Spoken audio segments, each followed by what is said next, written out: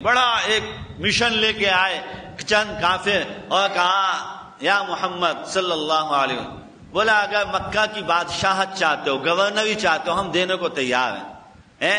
یہ ہمیشہ سے ہوا یہ جو بریف کیس جو آنے جانے کا سلسلہ چل رہا ہے نا، اب بھی ہمارے ہاں یہ بریف کیس کوئی نیا نہیں ہے، یہ بریف کیس ہمیشہ سے چلے۔ بریف کیس لے کے آیا، بولا یا محمد اگر مکہ کی بادشاہت چاہتے ہو، مکہ کی گورنری چاہتے ہو، سرداری چاہتے جو چاہتے ہو، اگر مکہ کی کوئی حسین لڑکی چاہتے ہو لے لو، اگر مکہ کی دولتوں کے اندر کوئی بڑا محل چاہتے ہو، وہ جو چاہو۔ پیغمبر کائنات سرکار دو عالم صلی اللہ تعالی علیہ وسلم نے کیا کہا؟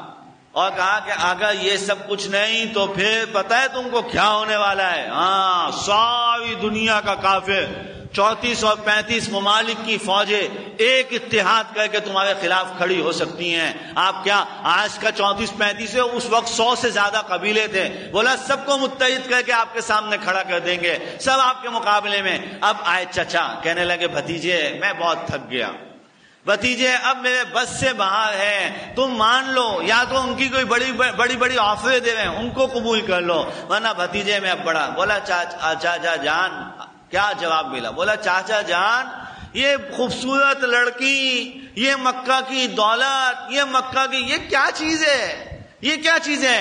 سارے عالم کو خوبصورتی دینے والا چاند اور ساری دنیا اور کائنات کو روشنی دینے والا سورج، اگر یہ دولتوں کے دو انبار بھی میرے دائیں اور بائیں ہاتھ میں لا کے رکھ دیں تو میں اس کو بھی کوئی حیثیت نہیں دیتا، اس کو بھی کوئی حیثیت نہیں دیتا۔ میں اپنے حق کو ہمیشہ بولتا رہوں گا، آپ ساتھ دیں تو دیں، نہیں دیں تو مجھے آپ کی کوئی فکر نہیں ہے، میرے ساتھ تو میرا اللہ ہے۔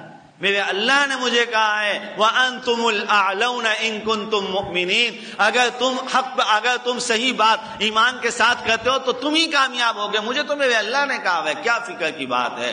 اللہ کے حبیب علیہ السلام نے تو ایسے مقابلے کیے، اور آج اس پہ عقل میں بات نہیں آ رہی تھی کسی کو، دولتوں کے انبار لگانے کو تیار ہے، نبی کی ماننے کے لیے تیار نہیں ہے، لڑکیاں دینے کے لیے تیار ہیں، یعنی اپنی عزتیں دینے کے لیے تیار ہیں، نبی کی بات ماننے کے لیے تیار نہیں ہے، نبی کو گورنر اور نبی کو صدر بنانے کے لیے تیار ہیں، نبی کو وزیر اعظم بنانے کے لیے، لیکن اپنی نبی کی بات ماننے کو تیار نہیں ہے۔ کیوں؟